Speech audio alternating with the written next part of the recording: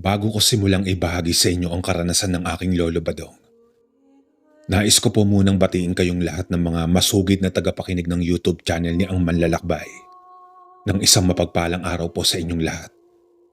Lalong-lalo na po sa ating butihing narrator na si Sir Hula. Tawagin niyo na lamang po ako sa pangalang Angela. Nakatira dito sa lalawigan ng Aklan at ang edad ko ay 23 na. Palagi po kaming nakikinig ng aking mga katrabaho sa inyong channel Kalakbay. Sa tuwing wala na po kaming ginagawa at nagpapahinga na dito sa grocery store sa palengke. Kaya naman po ay naengganyo akong ibahagi sa iba ninyong mga tagapakinig ang kwento ng aking lolo nang minsan may matuklasan siyang kakaibang nilalang sa isang banga. Sa tuwing nagbabakasyon po kasi si Lolo Badong dito sa baryo namin Kalakbay, palagi niya pong ikinukwento sa amin kung ano ang nangyari sa kanya noong kabinetaan niya pa lang. Ayon sa kanyang kwento sa aming mga apo niya, nangyari ito taong 1956. Ang edad po ni Lolo Badong ng mga panahong iyong Kalakbay ay 21 na.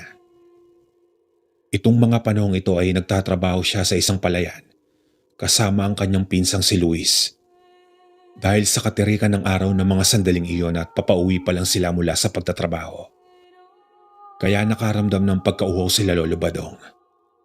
Nagkataon namang wala silang dalang tubig, kung kaya uhaw na talaga sila. Ano ba yan pinsan? Nakakalimutan na naman natin magdala ng tubig. Uhaw na ako. Anya ng pinsan ni Lolo na si Luis. Ikaw kasi, sabi ko sa'yo bitbitin mo muna yung galong may tubig kanina. Nakakalimutan mo na naman. Tugon naman ni Lolo dito. Akala ko kasi dala mo na. Isa pa na wala na naman sa isipan ko yon. Sagot naman ni Luis kay Lolo Badong. Dahil sa nasa ibang baryo sila nagtatrabaho ng araw na iyon, kung kaya malayo-layo pa ang kanilang lalakarin pa uwi sa bahay. Kaya naman naghanap si Lolo ng bahay na pwedeng mahingian ng tubig. Hindi na kasi nila kaya ang uhaw na nararamdaman ng mga sandaling iyon. Sa kakahanap nila magpinsa ng bahay, ay may natanaw silang nag-iisang bahay sa di kalayuan sa gilid ng palayan. Ayun, may bahay banda roon. Tara, lapitan natin at makainom tayo. Wika ni Lolo Badong sa kanyang pinsan. Nag-unahan ng tumakbo sila magpinsan para makarating kaagad sa bahay na natanaw nila sa hindi kalayuan. Nang makarating na sila ay kaagad na nagtao po si Lolo Badong. Pero nakailang tawag na siya, ay wala pa rin siyang nakitang taong lumabas ng bahay. Kaya sumilip na lang si Lolo Badong. Sakto naman kasing nakaawang lang ang pintuan. Wala yatang tao sa loob, minsan. Tara, pumasok tayo. Sandali lang naman tayo makikinom lang tayo ng tubig. Anya pa sa kanyang pinsan. Dahil sa tindi ng uhaw, kaya hindi na nag-atubili pang pumasok sila magpinsan sa loob ng bahay. At tinungo kaagad ang kusina para maghanap na ng tubig inumin. Napansin ni Lolo na may kalumaan ang bahay. Pero masasabi naman niyang may nakatira pa roon dahil sa may mga kaldero at baso silang nakikita sa kusina at may mga kagamitan pang iba. Habang inililibot ni Lolo Badong ang kanyang paningin, ay natuon ang kanyang pansin sa nag-iisang banga na nasa gilid ng kusinang katabi ng mga baso. Kaya ang nasa isip niya ay iyon na ang tubig na inumin. Kung hindi niyo po kasi na itatanong mga kalakbay, noong sinaunang panahon po, ay hindi uso yung lalagyan ng tubig na water jug na may gripo. Ang uso po noon ay banga ang ginagawang imbakan ng mga inuming tubig. Hindi katulad ng mga iba't ibang disenyong water jug na ginagamit natin ngayon. Kaya hindi na nag-alinlangan pang kumuha ng baso si Lolo Badong at ang kanyang pinsan. Pagkatapos ay isinalok kaagad sa banga ng hindi tinitignan ng loob. Tapos ay walang pagdadalawang isip na nilagok kaagad ang tubig na naglalaman sa baso. Nakailang salok pa sila sa banga na may laman tubig bago tuluyang nawala ang kanilang pagkauhaw. Nang matapos na silang uminom at mahimasmasan na mula sa pagkauhaw, ay saka pa lamang napansin ni Lolo Badong na para bang kakaiba ang amoy ng tubig na ininom nila. Amoy malansa umano iyon, kaya naman itinapat pa ni Lolo ang kanyang ilong sa baso at ganoon na lang ang kanyang pagkabigla at kamuntikan ng masuka. Dahil sa nakumpirma niyang napakalansa nga ng amoy ng tubig na nagmumula sa banga. Amoy umanong dugo iyon at amoy isdang matagal nang nabubulok na para bang binuro iyon. Nakaramdam siya ng pandidiri sa kalamnan, kaya hindi niya na napigilang maisuka ang ininom na tubig. Napansin naman siya ng kanyang pinsan. Kaya naman inamoy rin ng kanyang pinsang si Luis ang basong hawak nito. At katulad rin sa kanya ay hindi rin ito napigilang masuka. Ano bang meron sa tubig na yan, bakit napakalansa? Reklamo ni Lolo nang may masmasan siya. Hindi ko alam, pinsan. Bakit kaya hindi mo silipin para malaman natin kung anong meron dyan? Wika naman ni Luis sa kanya. Agad namang sinunod ni Lolo Badong ang utos ng kanyang pinsan na silipin ang bangang naglalaman ng tubig. Dahil na rin sa kuryosidad ni Lolo, ay hindi na siya nagdalawang isip ang tignan ng banga. Medyo tumingkayad pa siya para makita ang laman.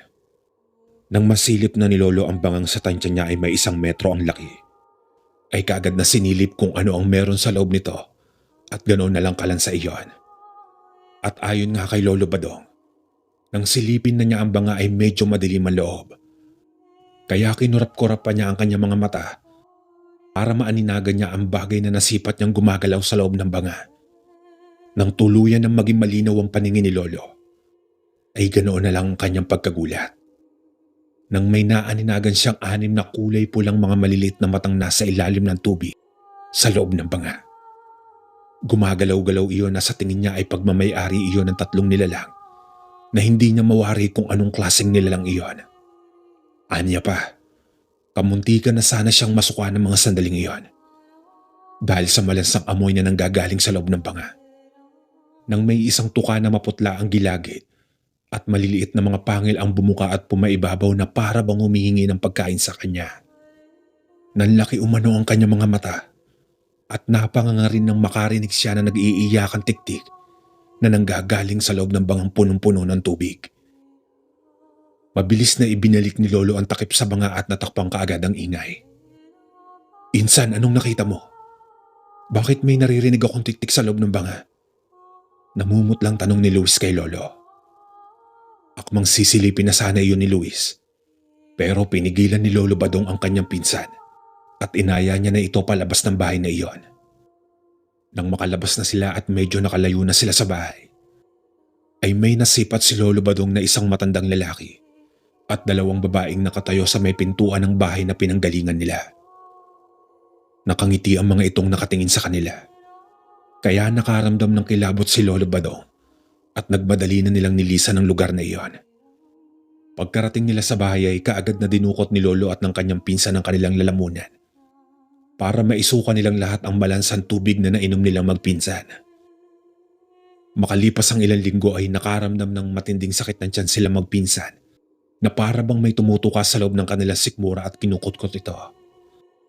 Noong una ay hinayaan lang nila yung nararamdaman nilang sakit hanggang sa nagdaan pa ang mga araw ay tuluyan na silang nanamlay na magpinsan at nawalan na rin ng ganang kumain.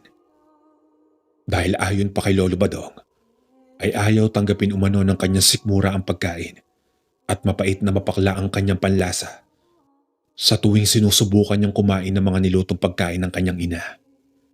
Maging ang kanyang pinsan ay ganoon na ganoon ang nangyari. Kaya sobrang nag-aalala sa kanilang dalawa ang ina ni Lolo Badong. "Ano bang nangyari sa inyong mga bata kayo? Bakit magkasabay kayo nagkasakit?" Pag-aalalang wika ng ina ni Lolo Badong. Kung hindi niyo po kasi naitatanong, kalakbay, si Luis po ay matagal nang nakatira sa bahay ni Lolo Badong. Kaya palagi silang magkasama sa kahit anong lakad. Hanggang isang araw noon, nagising na lang si Lolo Badong na sobrang sama na ng kanyang pakiramdam at nasusuka siya. Kaya naman kaagad na bumangon siya at tumakbo sa labas ng bahay at doon ay sumuka siya ng sumuka. Ayon sa kanya ay nagsuka siya ng kulay dilaw na may pinaghalong berde at pulang likido. Hanggang sa pakiramdam niya ay umiikot na ang kanyang paningin at hindi niya na nakayanan pa ang kanyang pagsusuka at nawalan siya ng malay. Nagising na lang si Lolo Badong na nasa ibang bahay na siya. Kaya agad na bumangon ito at inilipot ang kanyang paningin sa paligid. May mga nakikita siyang mga buntot ng paging nakasabit sa bintana at may iba't ibang uri ng halamang gamot at matutulis na bagay siyang nakikita sa lamesa. Bigla namang sumama muli ang pakiramdam ni Lolo nang maamoy niya ang kakaibang amoy na para bang amoy kamangyan na sinusunog iyon. Ayon pa kay Lolo ay nakakasulasok at masakit sa ulo ang kanyang nararamdaman nang malanghap niya ang usok ng kamangyan. Pakiramdam niya ay kinakapos siya ng hininga at nangangapal ang kanyang muka. Pati ang kilay niya pakiramdam niya ay nangangapal na. Kaya kinapakapa niya ang kanyang mukha at ang mga ngipin. Dahil sa nararamdaman niyang tila ba humahaba at tumutulis ang kanyang mga ngipin. Hanggang sa naramdaman na lang ni Lolo Badong na para bang may mga buhok na tumutubo sa kanyang mukha. Kaya napasigaw na siya ng malakas at tumingi ng tulong dahil natatakot na siya sa kanyang sarili. Mabuti naman at nagising ka na, iho. Bungad ng matandang lalaking mahaba ang balbas sa mukha kay Lolo nang magbukas ang pintuan. Sino kayo?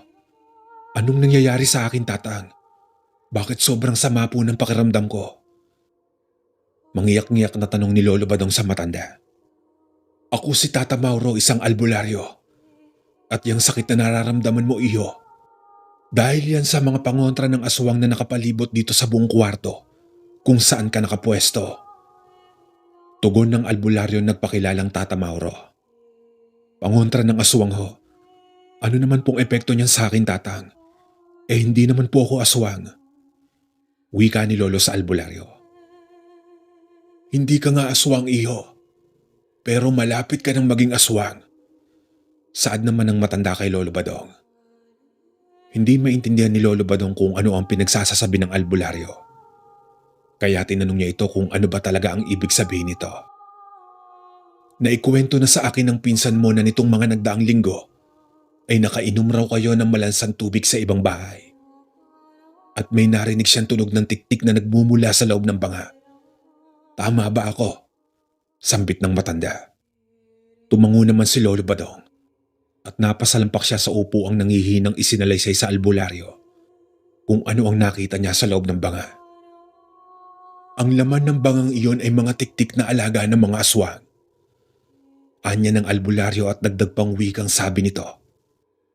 Kaugalian na ng mga aswang na nag-aalaga ng mga tiktik na dumudura at nagpapatulo ng laway sa banga para mabuhay ang mga alaga nila sa ilalim ng tubig. Teka po, tatang, nasaan po ang pinsan ko? Mahinahong tanong ni Lolo sa albularyo.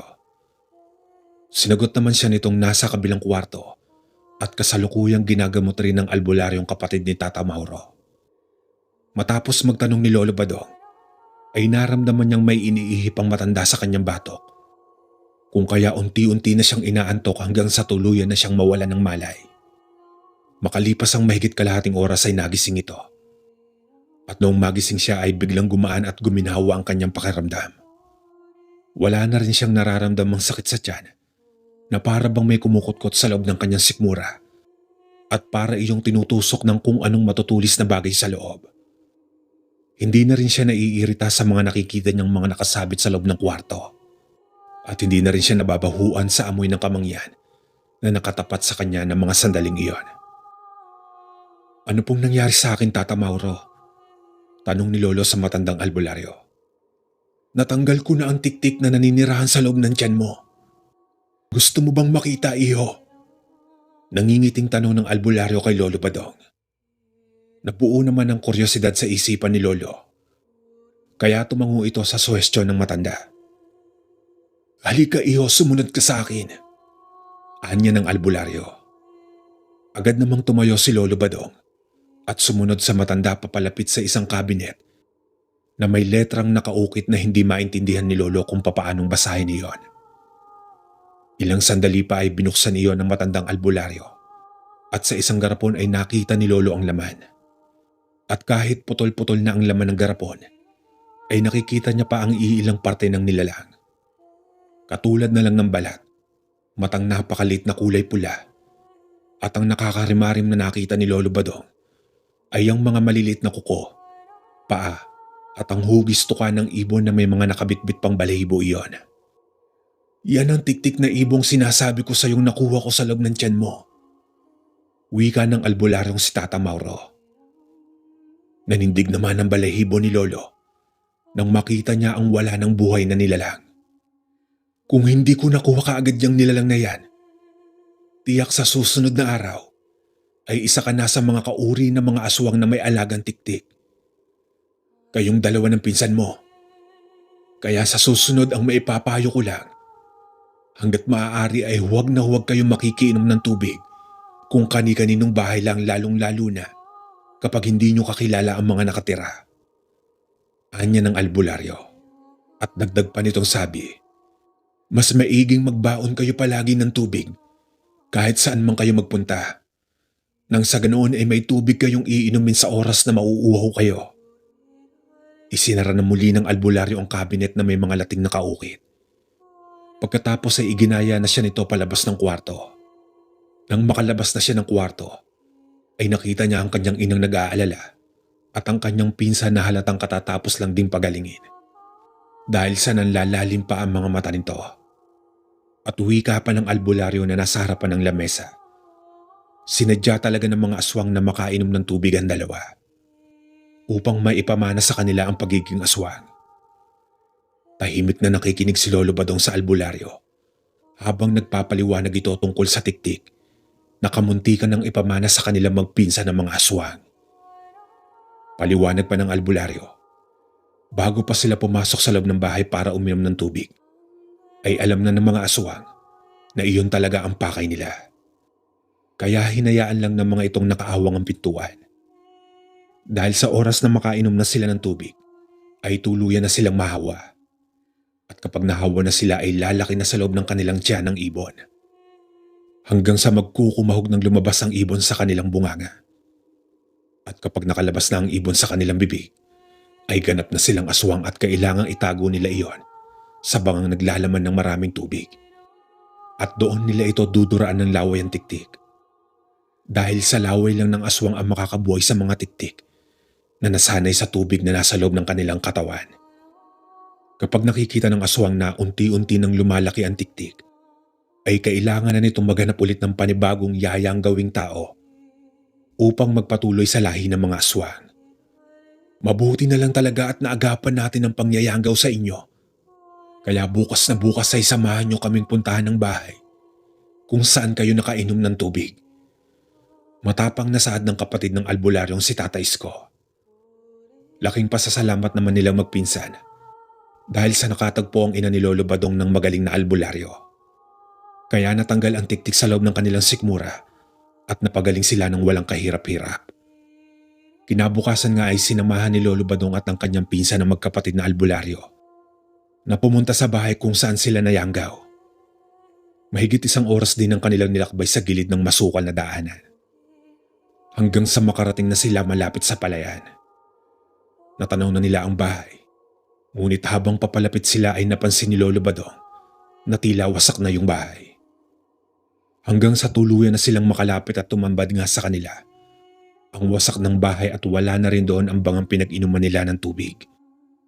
Nanlumo naman si Lolo dahil sa hindi na nila naabutan pa ang 3 aswang. Di sana'y nakaganti na sila sa pangyayanggaw ng mga nilalang na iyon. Hayaan nyo na't balang araw ay makakatagpo rin sila ng katapat. Marahil ay nalaman nilang hindi natuloy ang binabalak nila kung kaya umalis sila sa baryong ito. Wika ni Tata Mauro. Sige na mga iyo, tara na't umuwi na tayo. Saad ng albularyo kay Lolo Badong. Kaagad na silang naglakad pabalik ng bahay. Magmula po noon kalakbay, naging malaking aral na po kay Lolo Badong at ng kanyang pinsan si Lolo Luis ang pangyayaring kamuntikan ng ikapahamak nilang dalawa. Nang dahil lamang sa nauuhaw sila at uminom ng tubig. Hanggang dito na lang po ang kwento ni Lolo Badong. Maraming salamat po mga kalakbay. Gumagalang, Angela.